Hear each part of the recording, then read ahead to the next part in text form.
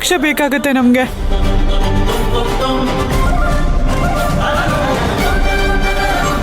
ಮಗ ಬರೀ 2 ಲಕ್ಷ ಅಂತೆ ಕಣೋ. ಶ್ರೀಮಂತು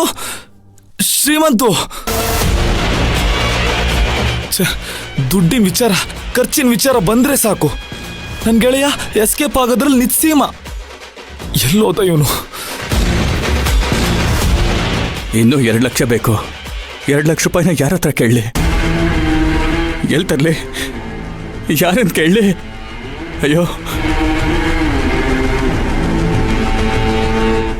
ಸಪ್ತಮಿ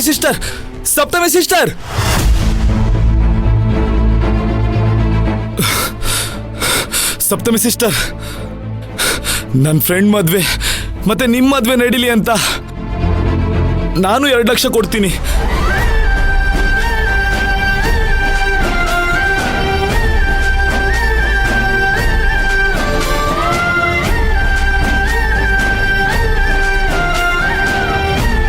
ಹಾಗಾದ್ರೆ 10 ಲಕ್ಷಕ್ಕೆ ನಾವು ಯಾವುದೇ ಯೋಚನೆನೂ ಮಾಡೋ ಆಗಿಲ್ಲ. ಸದ್ಯಕ್ಕೆ ದುಡ್ಡಿನ ಸಮಸ್ಯೆ ಬಗೆಹರಿತು.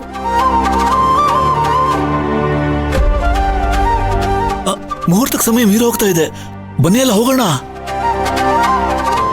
ನಡೀರಿ. ಹೌದಮ್ಮ ಸಪ್ತಮಿ, ಹಸೆಮಣೆ ಮೇಲೆ ಕೂತ್ಕೋಬೇಕು, ನಡಿ. ಬನ್ನಿ ಎಲ್ಲ ಬನ್ನಿ. ಅಪ್ಪ ಬನ್ನಿ.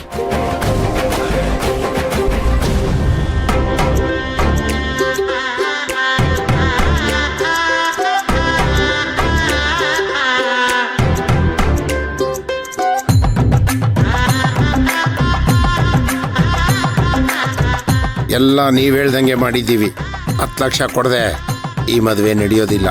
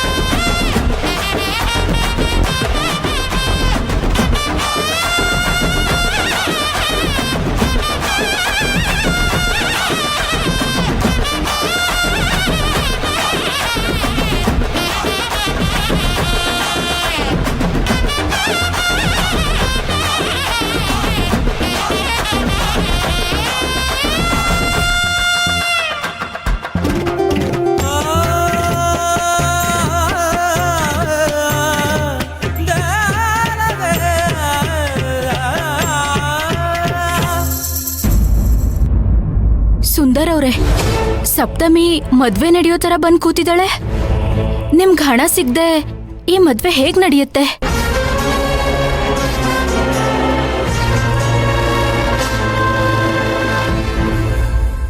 ಅವಳೆ ಆಕೆ ಹಸೆಮಣೆ ಮೇಲ್ ಬಂದ್ ಕೂತಿದ್ದಾಳೆ. ಹೌದು ಸುಂದರ್, ದುಡ್ಡು ಕೊಡ್ಲಿಲ್ಲ ಅಂದ್ರೆ ನೀನು ಸುಮ್ಮನೆ ಬಿಡ್ಬೇಡ. ಆ ವೆಂಕಟಪ್ಪ ಇವತ್ತು ದುಡ್ಡು ಕೊಡ್ಲಿಲ್ಲ ಅಂದ್ರೆ ಈ ಮದುವೆ ಮನೆಯಲ್ಲಿ ಎಲ್ರ ಮುಂದೆನೋ ಅವನ್ ಮರ್ಯಾದೆ ಹೋಗೋದು ಗ್ಯಾರಂಟಿ.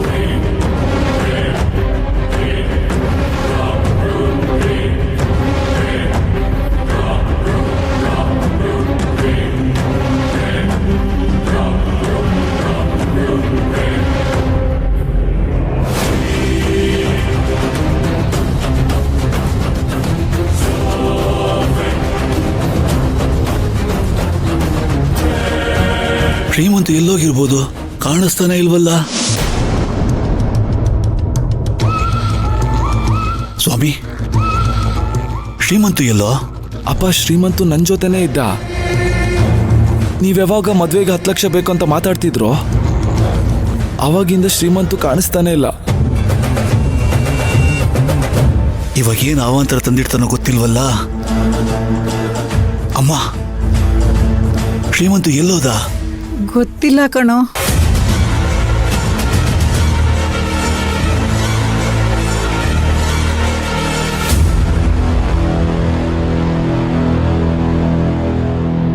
ಸಮರ್ಥ, ನಿಮ್ಮಣ್ಣ ರೂಮಲ್ಲಿ ಇದ್ದಾನಂತ ಒಂದ್ಸಲ ಹೋಗಿ ನೋಡ್ಕೊಂಬಾ. ಹಾ ಸರಿಯಪ್ಪ, ನೋಡ್ಕೊ ಬರ್ತೀನಿ. ಹಾ.